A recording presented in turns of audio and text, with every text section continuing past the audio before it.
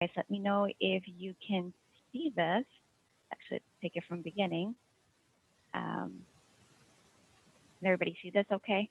We can, yes. Yes. Perfect.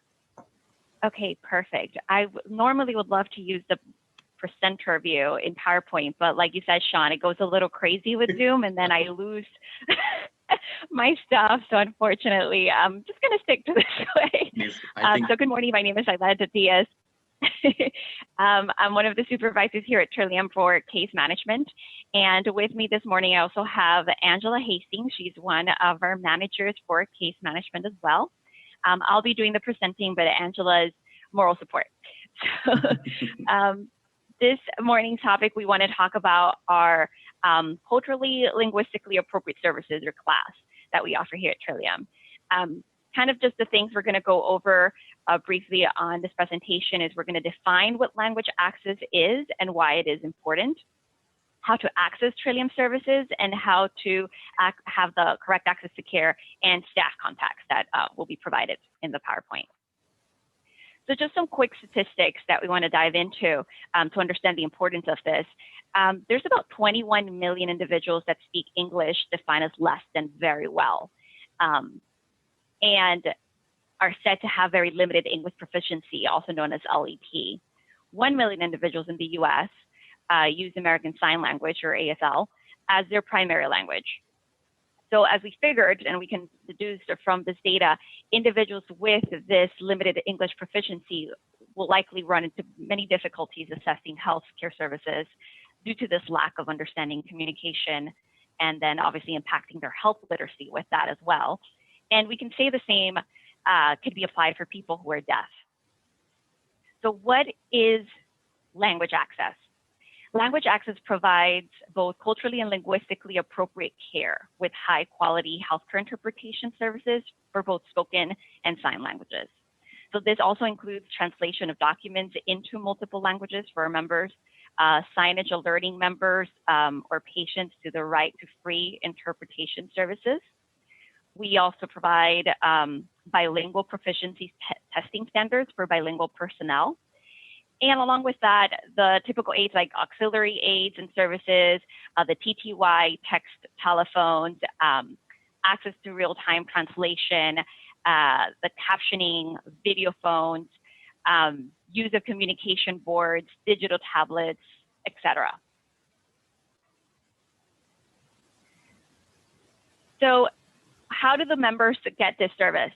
They have an easy way to do it. They can call the 1-800 number that's located on the back of their member card, as you see here. And once they contact member services, that member services rep could determine, based on the information they're getting from the member, what their language preference is.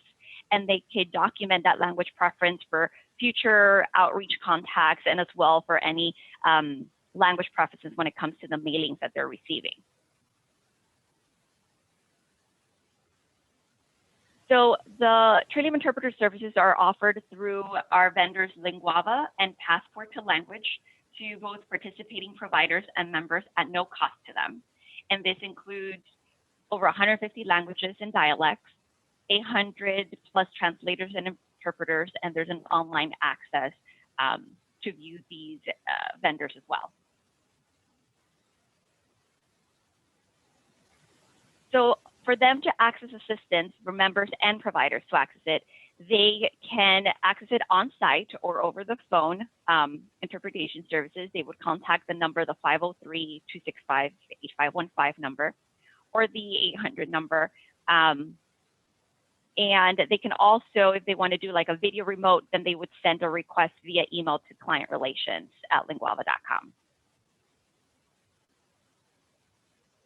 So all of our staff at Trillium get certified, or I wouldn't say certified, more trained in culturally sensitive, linguistically appropriate, motivational interviewing. We've done trauma-informed care and person-centered principles to support the whole person and their comprehensive needs, really bring that holistic approach.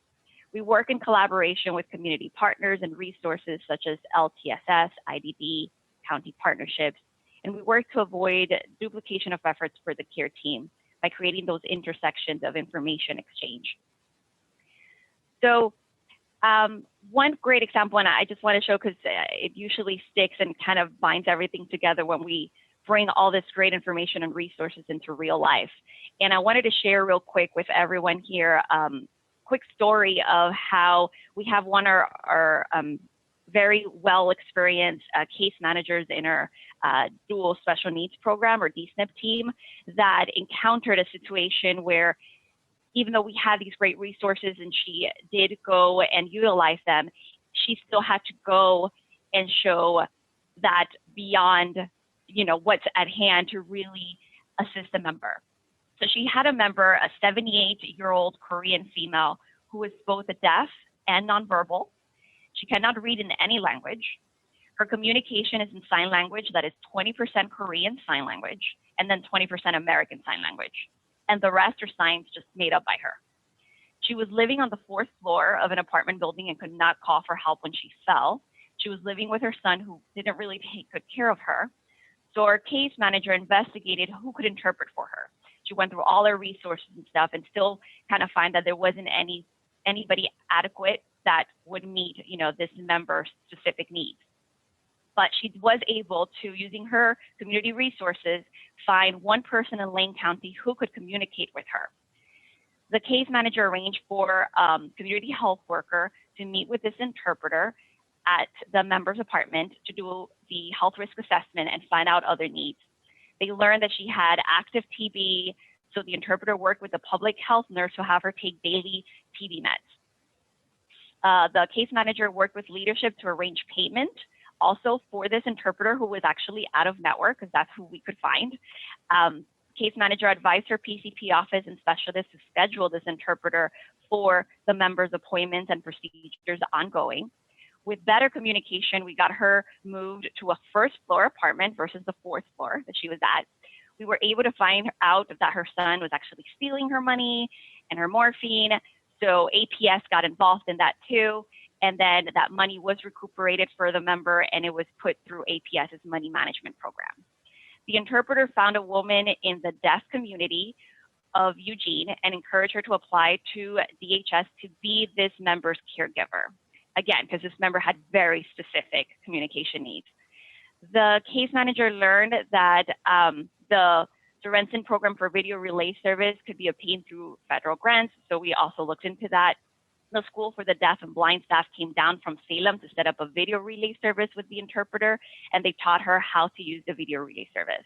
So needless to say, it was a very complicated case, but our assigned case manager on this used every resource possible, every community engagement and team collaboration she could get her hands on to really provide care and improve the quality of life for this member. So I just wanted to share that success story with you all. Now shifting gears a little bit, how to access the care that we provide. We have our Trillium provider search tool on our Trillium website, and it's pretty straightforward, and I'm happy to provide after this presentation a PDF guide that shows step-by-step on how to look up the provider. And I can shortly after this, I can show you guys in real life how to look up providers, whether you're looking for a PCP or a specialist. There's filters that we have that you can filter through the doctor's gender, what languages that doctor speaks, and if they're accepting new members as well. All our members, kind of a big recap here, have access to our staff to help navigate the healthcare system and reduce barriers to care and facilitate timely access to services. So this is just a list of a bunch of the resources that we offer at Trillium, from the member concierge team to behavioral and disease management programs and health coaching to Start Smart for Your Baby, which is the Medicaid program for pregnant women. Multiple resources, the handbooks that get sent out to the members. We also have 24 hours nurse advice line for members to call. There's telehealth virtual visits, their member portal, and member connections representatives, of course, that we utilize when we need to outreach the members in our communities face-to-face. So this next slide here will have the contacts and resources for Trillium, phone number, fax, and emails for multiple of our resources, such as the case management, behavioral health referrals, the finding a provider tool, member services, community health service representatives. And I will quickly here kind of pause my screening so I can show you guys in just a minute real time how to use the provider search tool. So let me do, hopefully I do this right. So it's a little tricky. Okay. All right. Can everyone see the Trillium OHP site on your screens? Yes, we can. Yes. Yes. Okay, perfect. So this is what it looks like, the Trillium OHP website. You can find a doctor either by clicking up here and find a doctor, or you can scroll to the bottom where it says find a provider. Whichever one you go with works. So I'm just going to click the top one here. And it will, there we go. So it would take you to this page here where you can do find a doctor search now, and you can specify from the location, and then from there it breaks it down to if you want to look at a specialty doctor, a nurse practitioner, just general medicine, PCP. So I'm just going to put, because a lot of our members are out of this county, I'm going to put Lane County, and I'm going to do submit, but you can use the zip code. Then here it has the drop down to select what is the network. So it's either Medicaid or OHP. I'm just, for the funds, I'm going to go with Medicare Advantage, click submit. And then right here, you have the option of you can either search by a specific provider name or NPI number or specialty if you have that at hand, or if you're not, you're just searching, then you have these options here. I'm going to click medical professionals, and you can see how you have the options for medical specialist or primary care. So I'll do primary care. And then we have these options here from nurse practitioner to family medicine, internal medicine, a PA. Do this one as a sample. And then that will load the list of everybody there. And you can quickly glance here. The little green check marks will tell you if they're obviously in network, what they are, primary care provider, if they're accepting new members. But you can also utilize the filter option that's mentioned on the slide deck if you want to, let's say, edit the distance that you're looking this provider to be in, or if you want to enter a specific name, all these things, whether they're open weekends, accepting new members. So let's say I want to put that one. Let's see, apply. And then it didn't give me anything for that, but if I put accepting new members, then I do get a list here of all the primary physicians that are accepting new members in Lane County area. So pause that. So that was what I wanted to quickly share with you guys. Taking it back to the PowerPoint here.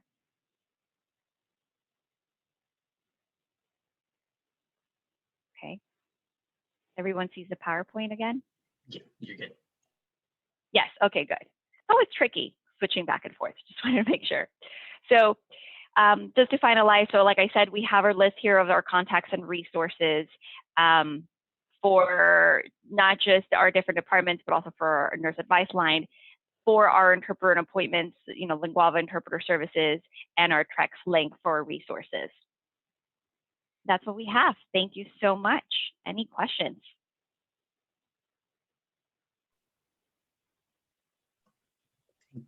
Thank you so much, Ali. Oh yeah, go for it, guys. Oh, hi, Ali. This is Leah Moore from ODHS Self-Sufficiency. Thank you for doing this presentation. I really loved your case management specific. That case was like really great information to have as an example. You know, I'm always trying, I attend these monthly collaboratives for years. I'm always trying to get our family coaches, case managers, to utilize, you know, the OHP Medicaid member services connections through the CCOs to get, you know, care that our customers need with regard to whether it's health-related flexible services options or language issues or case management issues and accessing a community healthcare worker, because sometimes our family coaches, they feel like they have to carry the burden all themselves and do all the problem solving, when so many of these things actually are health related that are preventing them from fully participating in our jobs program to become self-sufficient in our TANF customers. So I certainly appreciate that really specific example. And I'm always trying to get feedback from our coaches about, tell me about what's working well when you contact the CCOs, so that when I go to the collaborative, I can give them the feedback. So far, there's a couple coaches that have tried to utilize services, you know, with acting on as an advocate on behalf, calling on with the customer. And particularly one of our family coaches is the refugee case manager. And so we do have a lot of issues with language and those kinds of things. And so some of the feedback that she's given me, the family coach, is that sometimes she might be on the phone trying to call one of the CCOs, and they seem to like be confused about how to get her linked to whether it's flexible services or whatever it is on behalf of that customer. So I don't know if you've presented the information. That's the best I can do in terms of sharing. Hey, when you call, make sure you're referencing health-related services or flexible services option. Make sure you're identifying that's kind of like a case coordination team or something like that. Is that appropriate? Is that what we're supposed to be doing? Absolutely, yes. I think the more specific that you're being able to identify when you make the outreach to get these kind of services, the better it is in routing what it is exactly that they can assist the individual with.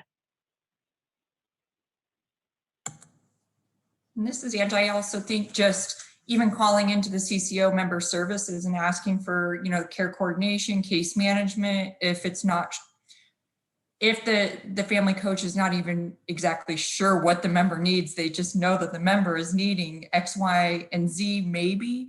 But for us in the case management team, care coordination team, having a family coach or another case manager, care coordinator that's connected with the member and the family and what their dynamics at home are like is huge for us, because we're telephonic. We do have our community health workers, but having somebody that knows the family, is connected with the family, that really helps us do our jobs better too. Yeah, thank you for that. I try to dialogue a little bit more with this particular family coach because she deals primarily with the refugee community and case managing that. But yeah, when I try to, remind them, just, ask for care coordination or I'm just making sure I have the right language or, you know the family best. And so, but she says, oh, sometimes they act like, if I call member services, they act like I don't know what I can help them with. I'm like, well, your job is to communicate as best you can. I mean, I'm giving you sort of the language that I know. There is no other magic door, magic secret that I know about. But, and the other thing that came up more recently in the heat wave for us, I'm getting feedback was, a lot of our family coaches have questions about, we had this huge heat wave, and is an air conditioner part of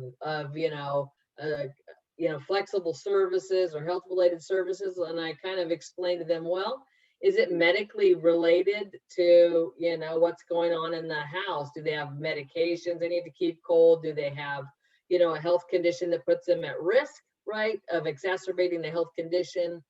But if they just want an air conditioner because everybody does, that's a different option, correct? Right. I think, in any situation, it's going to probably be medically appropriate for most people when it's 115 degrees. So definitely calling into our case management team. I believe that we have maybe a direct line for our case management team on the slides. If not, I know we have, let's see. Yeah. Mm-hmm.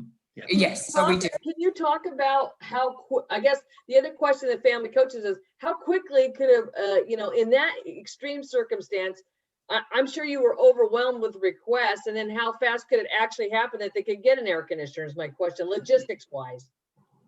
If we have the medical records, we have the full picture and the story, and are able to kind of I always think of pleading the case, justifying that this is, very high need. Right. And we've got an air conditioner that we can purchase or that's available. So those are some things, but it could be, 48 hours, I would say probably the quickest turnaround, maybe 24 hours for getting the member to a shelter somewhere that will allow them to be in a safe environment, where if it's 115 degrees and you've got somebody that's, on the fourth level of an apartment, that could be very problematic for even just some of the most minor medical conditions. Yeah, thank you.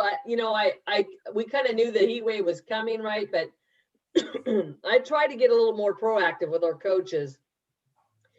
I've been talking about these services for over a year to them, and repeatedly in our huddles and our meetings, because if you have customers that can benefit from last year, if they needed air conditioning, regardless of what time year it is, you should be planning for those services. Right, that's what I'm thinking. So anyway, I appreciate you answering those questions, you guys. I won't take up any more time, but thank you again. Of course. And I just kind of a plug for everybody, since we're on the heat wave topic, just looking ahead at, thinking ahead for our members or communities, in the terms of forest fire season is approaching.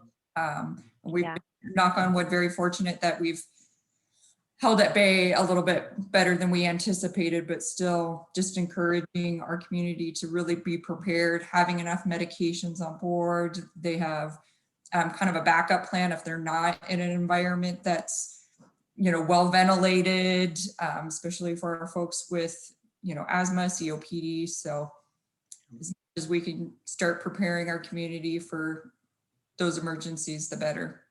Definitely. Well, thank you so much for Angela and Alida. I really appreciate it. And Leah, thank you so much for your questions.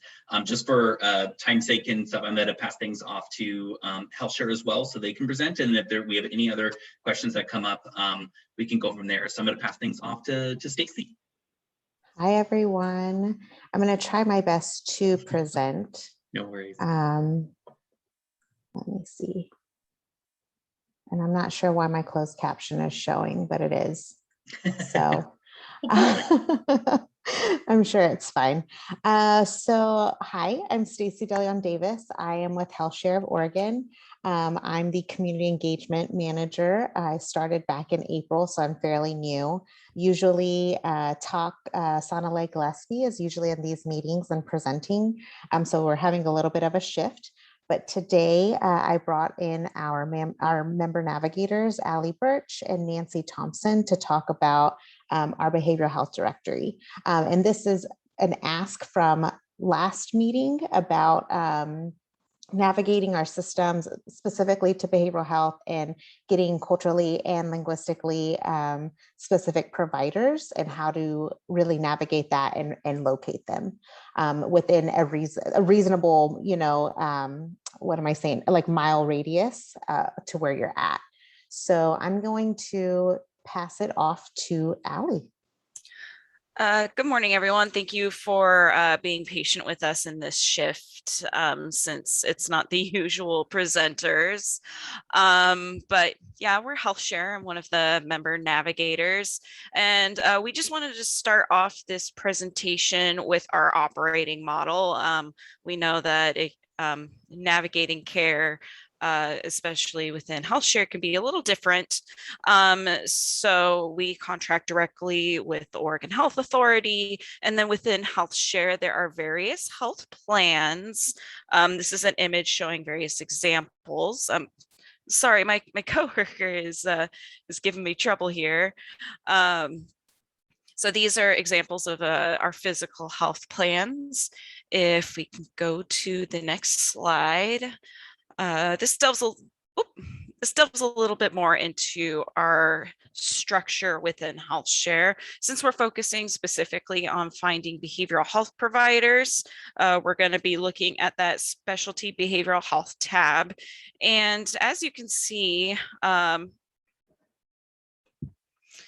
excuse me, as you can see, that portion of our services that we provide is through the Care Oregon provide health plan, excuse me. If we can go to the next slide here. So if folks have questions about their, excuse me, about their care, they can look at their health share card. This is what the front of it looks like. Thank you for complimenting the coworker. That's Gomez. Okay, if we can go to the next slide. On the back of the card here, it looks like this. It shows members who their physical health plan is, who their primary care provider is, their dental provider, their dental health plan. But today we're focusing on mental health and substance use plan. Oftentimes we'll be terming that whole thing as behavioral health. Some examples of behavioral health are going to be outpatient psychologists, applied behavioral health analysis, electroconvulsive therapy, etc. If we could go to the next slide here. So I'm actually going to go ahead and take over presenting the screen here. We're going to be looking at our website and how providers and members alike can look for linguistically and culturally specific providers. Let's see if I can do this right. Please don't chew paper. All right, can everybody see my screen okay? Yeah. All right, so this is Health Share of Oregon's website. This screen here I found by from our website. I hover over 4 members and then I click mental health and substance use benefits. And I think this website is very unique in that if a member is in a urgent mental health place in their life, below at the bottom of the screen here, they can find each county's crisis line phone numbers that are available 24/7. And below is also listed the urgent mental health walk-in clinics for each of the counties, as well as the contact information for Unity. However, if they are not in a urgent mental health place and they're looking to find a provider, they can click this link here. This link takes them or you to the behavioral health directory within Care Oregon. I say Care Oregon because that's the main provider within Health Share for behavioral health needs. And there's various ways that somebody can look for a provider, aid in accommodations. So, if they want a place that has, parking or a wheelchair scale, etc. If they're looking for a certain kind of service, for example, we're going to go ahead and click where is it? Mental health outpatient treatment. Specialties, this is where we can find culturally specific. So for example, Asian American, foster or adoptive youth and family. Let's go ahead and click LGBTQ. And then we also have the option for language so that members can find a provider that is linguistically appropriate. We've got a couple of options for languages here. And from here we can click search and up will pop a list of behavioral health care providers. It'll show what kind of services they provide, what language that is readily available. Of course, each of our contracted partners are able to connect with translation services, as well as their specialties. If a member is looking for a specific area, they can actually go into map view And then we can see that whole list earlier, but where they are on the map. So if they live in, say, the Gateway area, they can click here. And then from here, look at the details of this provider and how to get into contact with them. All right, I think from here, I'm going to go ahead and have Stacy pull the presentation back up.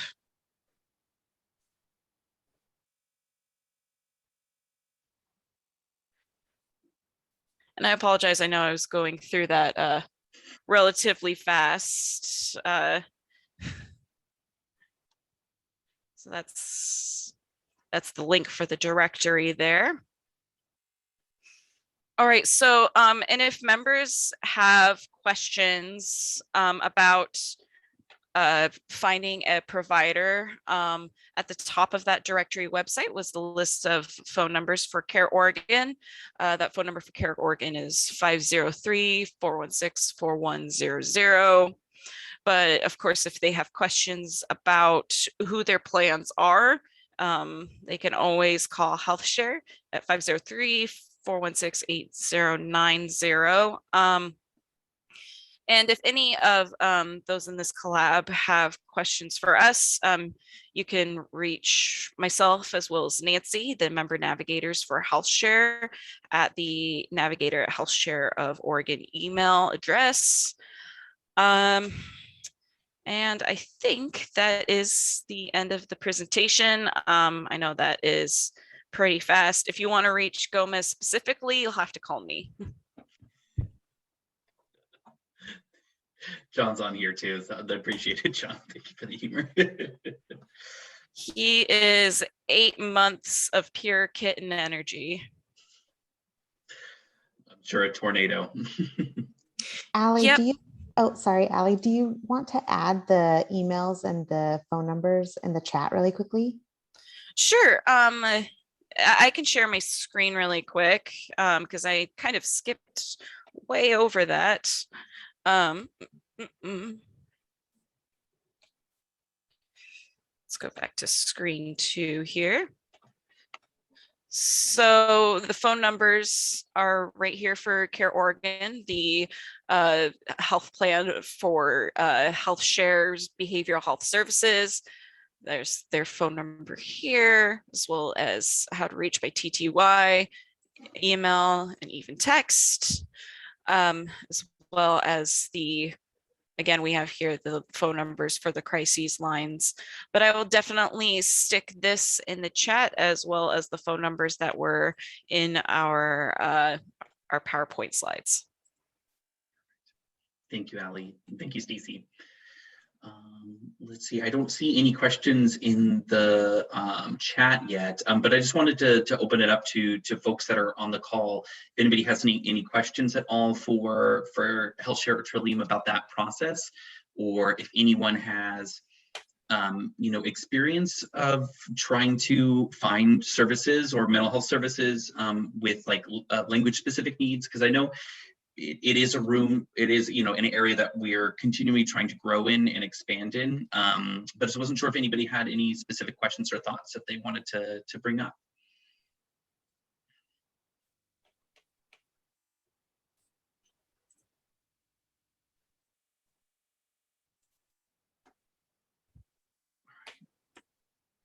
I'll give folks a few more seconds here. I always try to make sure people have space to unmute themselves before we move on.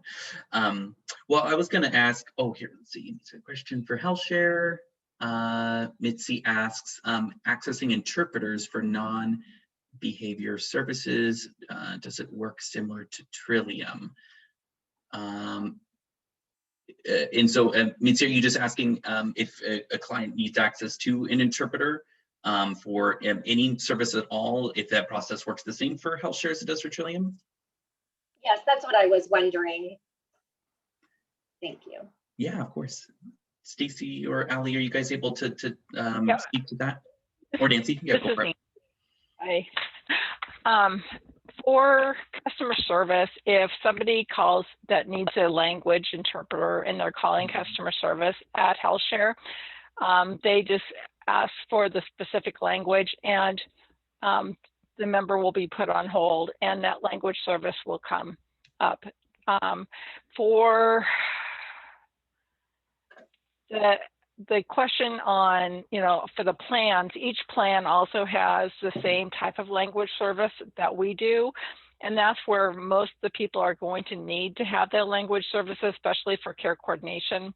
And again, all our plans are in unison with us, so they would also have the same, we can serve the same population with the same services, if that makes sense. Yeah, that does, Nancy. I appreciate it. And if folks are, working with a client that has maybe a rarer language, I know I've been doing support for, Kofa community, and I know that Chukis and Marshallese are not necessarily the most easily accessible languages.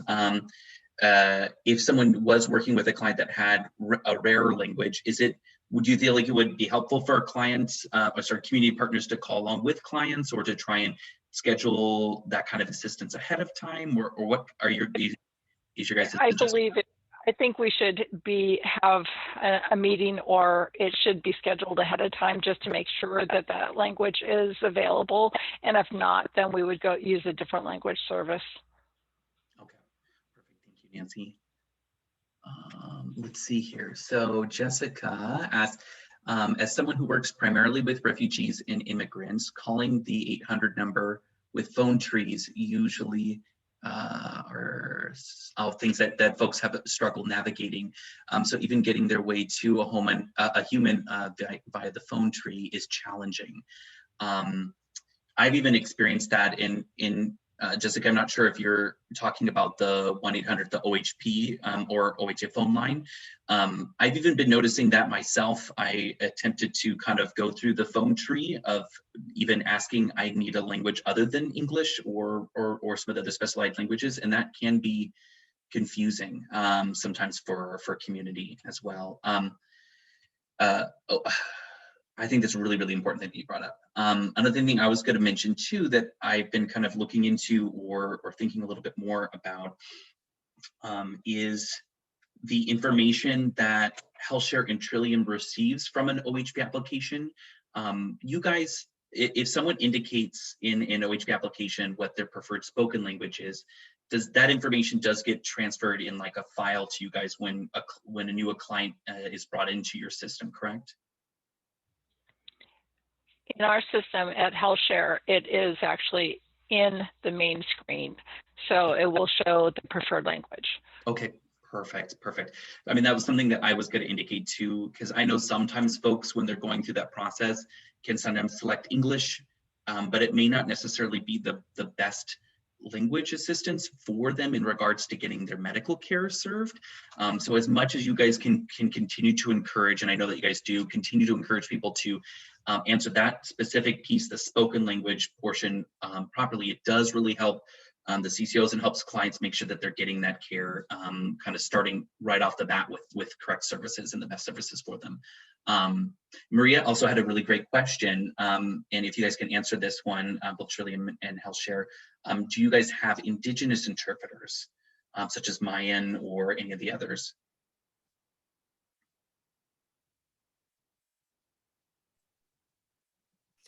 I can't. Oh, go ahead. I think that would be something that the member would need to request, and then each health plan would need to, or health plan or provider would need to reach out to the interpreter services that they have and see if that translator is available. But I definitely think that it's something that would need further investigation. Same for Trillium. I would have to call both of our language services to see if they have interpreters that speak those languages available at this time. Okay. Thank you, Angela. And if, for example, you guys did contact your language, the companies that you guys work with, and they don't have those languages, what is your guys's like triage our ability to still meet the needs of that community member if for whatever reason you don't have that correct contract easily available. So this is Angela with Trillium again. Depending on the type of interpretation, if it needs to be in person, video, telephonic, we would just expand our search as far as what other interpreter services are out there. Are there anybody that is like single contracted that is also certified and reputable in medical translation too, or whatever need may be? Okay. We would, and then if we needed to, we would do like a single case agreement contract with them to ensure that the member got that interpreter service. Thank you, Angela. We would do the same. Perfect.